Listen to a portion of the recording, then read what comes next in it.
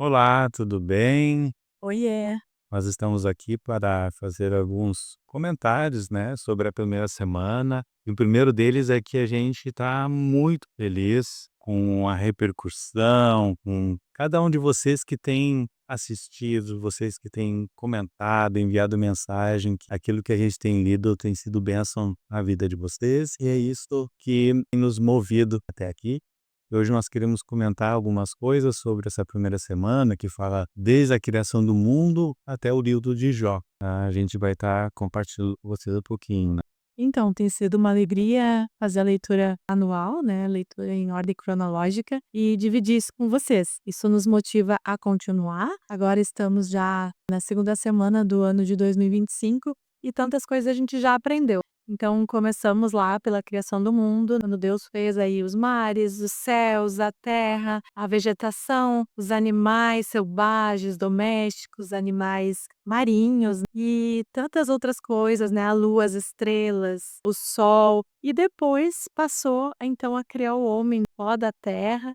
Como foi a criação da mulher também me chamou muito a atenção, né, que Deus tirou uma costela de Adão, primeiro ele dormiu num sono profundo, e então foi tirada a costela, uma das costelas de Adão e dali foi formada a mulher.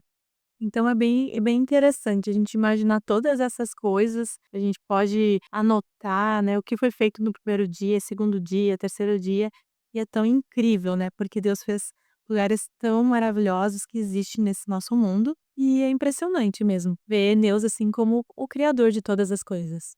E a própria natureza, né, a obra das mãos dele, elas comprovam, justificam, elas afirmam a existência dele. Quando nós observamos, quando nós deixamos nosso coração aberto, a gente vê a manifestação dele nos animais, na natureza. Então, isso é muito importante. A gente quer encorajar vocês a ter um tempo também de contemplação, né, da natureza, porque é grandiosa, né? Há poucos dias nós tivemos alguns amigos que compartilharam quando estiveram próximo a uma montanha muito alta, e quando chegaram ali, foi emocionante para eles, a montanha que olhando de baixo, já muitos metros acima do nível do mar, mais de 2.000 metros, né, Raquel? Já aquela parte de, já com gelo lá em cima, eles não podiam deixar de sentir a presença de Deus, né? Então tantas coisas que a gente consegue sentir a presença dele. Então, a partir desse momento da criação de Adão, de Eva, veio Caim e Abel. Com esses, tivemos de um homicídio. Caim e Abel levaram sacrifício a Deus, mas o que Caim levou a Deus não agradou. Então, aí nós tivemos já fruto do pecado nessa situação, que um irmão matou o outro. Isso já em decorrência de um pouco antes, né? Tinha aquela parte ali, justamente quando a serpente veio até Eva e trouxe palavras ali que acabaram enganando ela. Infelizmente o pecado entrou no mundo, né, nesse mundo tão lindo que Deus criou, e veio destruir tantas coisas e tantos relacionamentos, vem destruindo até hoje. Então o pecado entrou ali através da serpente, enganou a Eva, entregou o fruto aquele proibido para Adão, Adão comeu, Deus foi visitá-los no jardim, e aí tudo veio à tona o que tinha acontecido, e infelizmente eles foram retirados, expulsos do jardim do Éden, aquele lugar tão lindo, com rios, frutos tão preciosos, né, inclusive o fruto da árvore da vida, que eles não tiveram acesso mais. E foram retirados, e aí muitas dores passaram a acontecer como resultado do pecado, que é o que a gente vive até hoje. Então, a questão de as mulheres terem mais dores no parto, a questão de ter que o homem, mas não só o homem, hoje a mulher que também já está no mercado de trabalho, mas principalmente o homem aí como aquele principal provedor, ter que trabalhar e suar muito e trabalhar muito para conseguir tirar da terra o seu pão de cada dia. E tantas outras coisas que passaram a acontecer, infelizmente. Como, por exemplo, o homicídio de Caim contra Abel. Foi um dos relatos que nós lemos. E a humanidade foi crescendo, a terra foi se povoando e tinha muita maldade. E Deus ficou tão triste de ver tanta maldade que se arrependeu de ter feito o homem. Chegou ao ponto de ter se arrependido de ter feito o homem. Mas existia um homem bom, que era Noé. Na Bíblia fala que o Noé era um homem justo e bom que andava com Deus. E Deus então resolveu dar uma missão para o Noé, né, Silas? Uma missão bem desafiadora. É verdade. Interessante, voltando um pouquinho antes ali, né, Raquel, quando fala do pai de Noé, afirma que a terra era muito dura, muito difícil, então fruto do pecado ali, né, então ele diz, está profetizando que ele teria um filho que traria descanso, né, para a terra. E por isso o nome de Noé, é um significado é descanso. E ali ele, um homem justo, bom, né, que andava com Deus, escutou a voz de Deus para ele fazer, e não foi algo que foi errado. Talvez você ache que foi algo de tempo, mas foi muito e muitos anos ali para ele conseguir fazer essa arca. Então, e ele foi, imagina, enquanto ele construía, muitas pessoas daqui a pouco poder xingar ele, dizer que ele era maluco, né? Andava com Deus, ele escutou, seguiu a risca aí, os metros, a altura, a largura, o comprimento. E a partir dali veio o dilúvio, que a Bíblia afirma, né, que toda a terra foi aberta. Noé, além de Noé entrar na arca, entrou a esposa dele, entrou os filhos, os 3 filhos com suas esposas, e muitos animais, né, os pares, fêmea, macho, e toda essa população tanto de casais humanos quanto de animais, depois se reproduziram, puderam povoar a terra como hoje é povoada. Só que o que eu acho muito interessante, quando eles saem da arca, Deus coloca no céu um arco, que é o arco-íris. Ele é como uma aliança, é a aliança que Deus fez com o homem, de que ele não mandaria outro dilúvio sobre a terra. Houve no Rio Grande do Sul, aqui onde nós moramos, uma grande enchente, mas nem se compara à proporção do que é um dilúvio, que destruiu toda a terra, toda a vegetação, todas as pessoas, animais que não estavam dentro daquela área.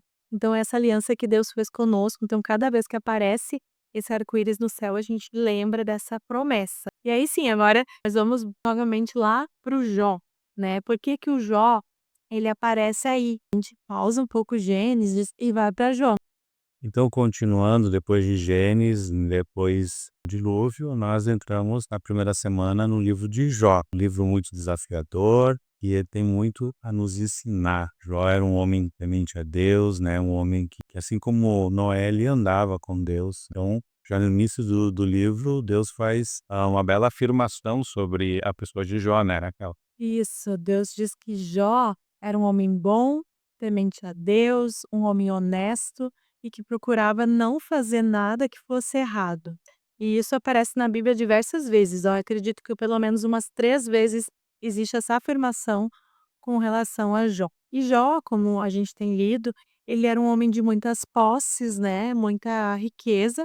A riqueza naquela época não era calculada por ouro e prata, mas pelas cabeças de gado, cabeças de outros camelos, animais, outros animais. É interessante. Então é importante, assim, a gente ver que conforme foram as coisas acontecendo, Jó, ele ficou muito triste, né, se prostrou diante do Senhor, né, e começou a clamar e não entender. E ali naquela dor muito grande, foi uma sucessão de fatos, acontecimentos trágicos na vida dele, já vai caminhando no sentido de dos amigos deles, ele via, ficarem próximo a ele, e ali, depois de um tempo, eles estavam junto com Jó, eles começaram a questionar o que tinha acontecido com Jó. Então o livro de Jó, ele é um tanto desafiador para nós, porque no início a gente vê o relato do que acontecia, Deus, Satanás, né, ele ir perante Deus e Deus afirmar quão bom era Jó. E aí Deus dá permissão para que tocasse nas coisas de Jó. Então já começa essa situação e Deus, no segundo momento com Jó, perseverou em meio a questionamentos, em meio à dor, na fé em Deus. Novamente, o adversário, o inimigo de Deus, ele se apresenta de uma maneira não convidada, ele se apresentou no meio dos outros seres celestiais e ali disse que ele tinha muitas posses e todo foi diabo, mas que ele não foi tocado na vida dele, né? Então, Deus permite que se seja tocado na saúde de Jó, porém não podia matar ele. Então daí vai uma série de situações no corpo dele, que ele fica muito acometido, coberto de feridas, que saía pus dessas feridas, que ele precisava se coçar com um caco de telha, então era uma dor terrível, emocional e física. E tudo isso depois, novamente os amigos ali do lado, eles começam a questionar, bom, tu deve ter feito uma coisa contra Deus. Por quê? Porque as coisas acontecerem assim é para uma pessoa que é pecadora, para uma pessoa que fez algo errado. Nós que estamos lendo, estamos escutando a Bíblia, a gente sabe que Jó não merecia aquilo ali, mas naquela época, isso é algo muito claro, aconteceu algo é porque tu é culpado, ou você é culpado ou um antepassado, ou, né, os teus pais, daí então era algo naquela cultura e daí começa posterior a esse início de Jó, nessa introdução, vai caminhando ainda nessa primeira semana nós temos uma jornada, né, de conversas desses amigos e Jó respondendo, né, Raquel, falas muito difíceis da gente estar, né. Sim. Então, no início, né, Jó perde todas as posses dele, os animais, os filhos, uma dor muito grande. Ele perdeu 7 filhos e as 3 filhas, estava em luto. E, além disso, depois a saúde, muito doente. Aquelas de quem ele mais esperava uma acolhida, um cuidado para as pessoas que o acusaram, o julgaram, né, o esposa, a própria esposa também disse para ele amaldiçoar Deus e morrer. Então ele não esperava realmente dessas pessoas, os 3 amigos e da esposa, determinadas afirmações que foram feitas contra ele, né, e conselhos que não eram sábios, não eram bons. E Jó chega a amaldiçoar o dia que nasceu. "Ah, por que que eu nasci, né, que dia triste foi aquele, aquele dia não deveria ter existido". Eu acredito que ele estava extremamente deprimido, extremamente revoltado, frustrado e com muita dor, né, não só no corpo, mas na alma. Então ele estava realmente sofrendo muito e ainda mais por se sentir injustiçado. Então ele brigou muito com Deus. Ele reclamava muito, dizia: "Por quê? Por que isso está acontecendo comigo? Eu não fiz nada de errado". Daí este não é aquele entendimento, como Silas disse, de que se alguém fez algo de errado, ela então colheria isso. E realmente, muitas vezes isso acontece. Tem como plantar um limão, colher uma laranja, mas não era o caso dele. Ele estava realmente ali sendo provado. E aí vai ter o decorrer, a continuidade da história. E a próxima parte a gente pode comentar na próxima semana. E não adianta ler o início, o meio e não ler o fim. Tudo faz sentido quando a gente lê o fim. Se a gente ler só o início, só o meio, vai ficar aí um vazio, tanto em interrogação. E uma coisa que eu queria ter comentado, por que que o Jó, a gente começa a ler o Jó logo após esses primeiros capítulos de Gênesis. Alguns estudiosos que estudam as escrituras, a Bíblia, eles compreendem que Jó era um dos conterrâneos lá da época de Abraão. Eles percebem isso por algumas características, principalmente ali na questão de como era vista a riqueza, que não era a partir do ouro e da prata, era a partir da contagem das cabeças de animais, da idade, quantos anos ele viu, porque a gente sabe que depois as pessoas começaram a viver menos anos, né? Então a idade que ele viveu foi próxima à idade ali dos patriarcas, Abraão, Isaac, Jacó. E outras questões que fazem eles compreenderem que Jó seria daquele período. Também para a gente entender um pouquinho por que que a gente passou para Jó, lendo a Bíblia em ordem cronológica. Mas nós voltaremos para Gênesis, mas por enquanto vamos segurar ali Jó, porque é muito importante. Como a Raquel falou, a esposa dele disse que não, né, amaldiçoou a Deus e morre, mas ele não fez isso. Então, a gente quer reafirmar isso, que Jó em todo momento manteve com fé. Ele sabia do que ele era perante Deus, então a gente quer deixar uma reflexão, um questionamento para ti. O que essa palavra, já na criação, a criação das águas, dos mares, da chuva, que no início não tinha chuva, não sei se vocês perceberam, depois começou a ganhar chuva. Então, cada detalhe, o que Deus falou com vocês, é aquilo que daqui a pouco no teu coração você precisa tomar uma decisão, né? Então, a gente convida você a refletir sobre isso. Dia após dia, né? E a gente está nessa semana para um fechamento dessa primeira semana, para você continuar firme. A gente vai seguir em Jó e com muitas expectativas, né, daquilo que Deus vai fazer no encerramento do livro de Jó. O que me faz refletir de tudo que a gente comentou é que, mesmo o pecado entrando no mundo, a gente pode ser pessoas como Noé, que eram pessoas justas, boas, que andavam com Deus, que andava com Deus, e assim também como Jó, um homem temente a Deus, bom, honesto e que procurava não fazer o que era errado, mesmo vivendo dores, porque dores vêm não só para as pessoas más, dores vêm para todos nós, né? Como a chuva cai sobre bons e sobre maus. Mas a questão é como a gente vai lidar com elas. é se a gente vai se afastar de Deus ou vai se aproximar dele. Jó lutou muito com Deus, brigou, reclamou, mas ele ficou próximo a Deus. Ele passou a conhecer a Deus. E isso a gente vai entender melhor ao final, como já dissemos, mas nos faz refletir que a gente pode sim se aproximar de Deus, né? E ainda contemplar as maravilhas que ele criou e que ainda estão tantas e tantas disponíveis diante de nós a serem contempladas e admiradas. Pode sim adorar a Deus mesmo no período de dor.